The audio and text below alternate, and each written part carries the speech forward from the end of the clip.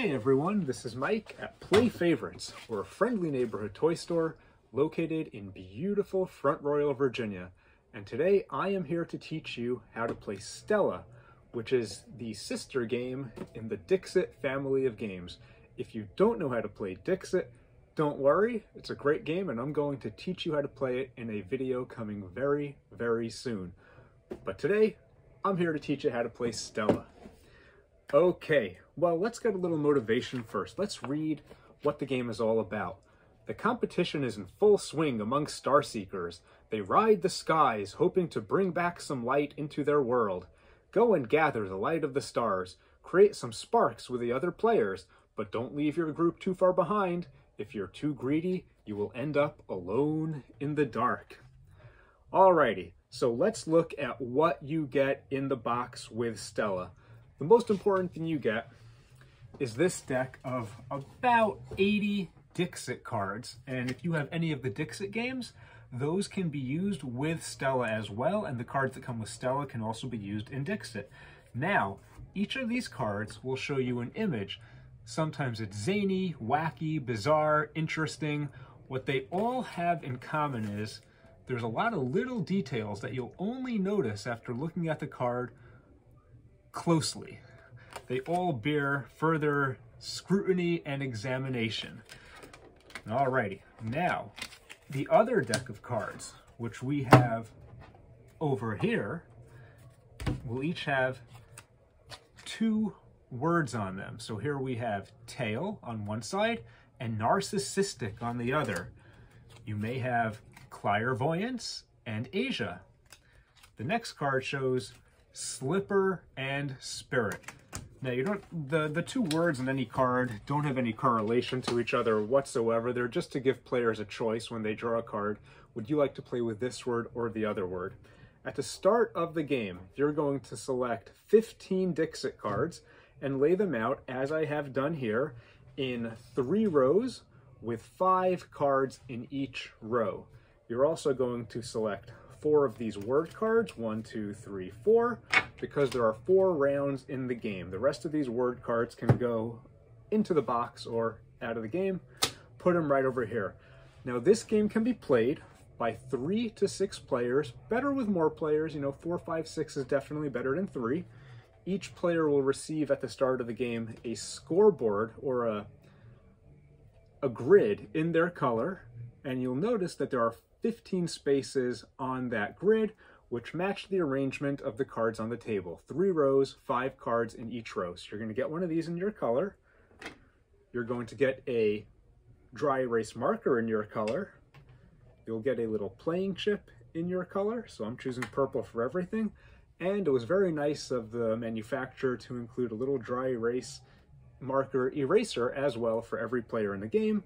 And this right here is the first player token, to what you give to the player who goes first every round, so we remember whose turn it was to go first each round. So that's going to be me this game. Okay, here's how the game works. Round 1. And we've also got the scoreboard right here to keep track of the score from round to round. We're going to turn over a card. I've got the words fortune and escape.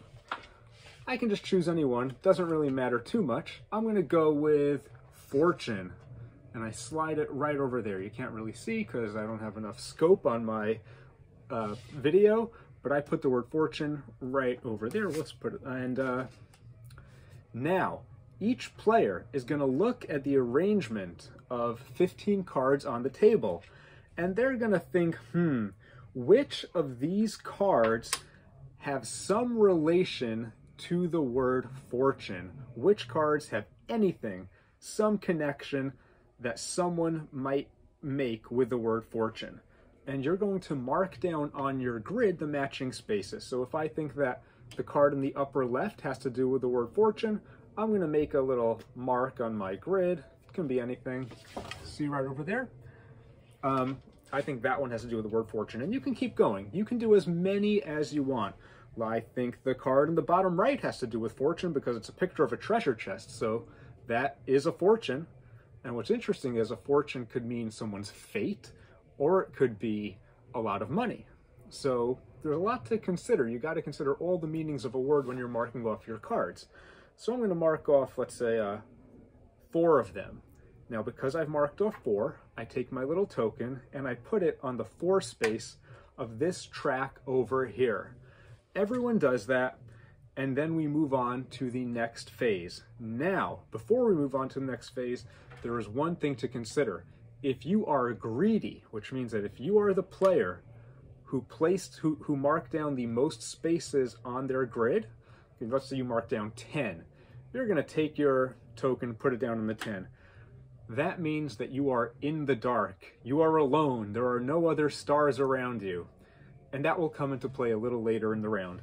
Now, we go around the table, starting with the first player. And I'm going to point to one of the cards on the table that I marked off on my grid. I'll point to this one and I'll say, oh, I marked off this one. Did anyone else? If one player and only one other player marked that card off, then we created a super spark and we score 3 points together, each of us. And that means that we're going to mark off all 3 of those stars next to that card space.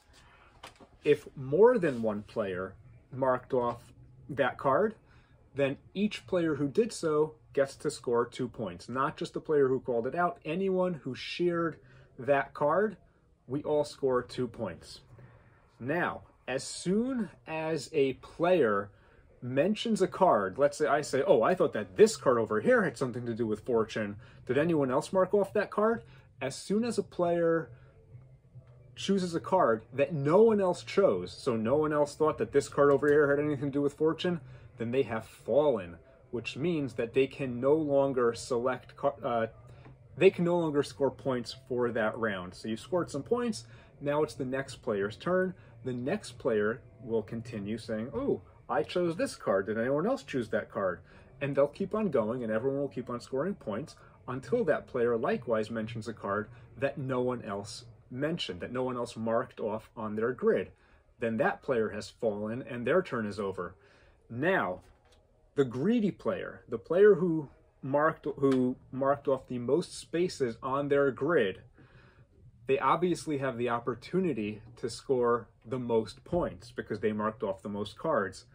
However, it's a little bit risky because at the end of the round, unless each of their cards have that they've checked off matches with another player's card, they're going to score 1 less point per card.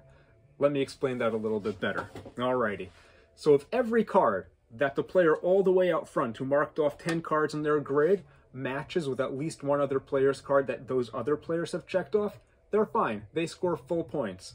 However, if they have any cards which did not match, if they did not play a perfect round, then for every card that they score 1 less point. At the end of every round, when every player has said, I marked off this and that, and we've gone through it all, you're going to remove an entire row from the game. So we're going to take out these 5 cards over here.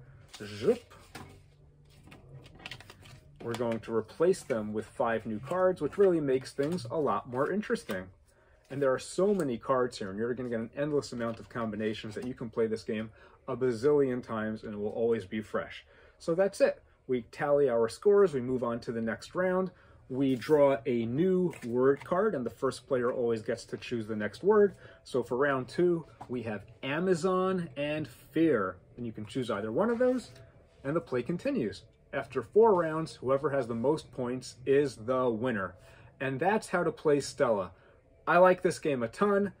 It has some similarities to Dixit, but if you've played Dixit, you know that some people they don't enjoy it because it puts a lot of pressure on some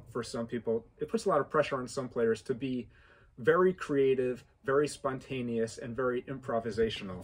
This game does not. So it has most of the fun of Dixit and a lot of its own sort of fun with none of the stress. So while I actually prefer Dixit by just a little bit, most of the time if I'm taking a Dixit style game to a group or a party now and I don't know all the people involved, or I just want it to be a little more relaxed, I will take Stella.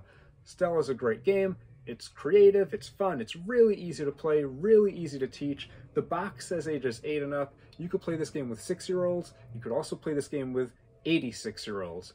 Fantastic. This is Mike at Play Favorites. Thank you very much for watching and have a wonderful day.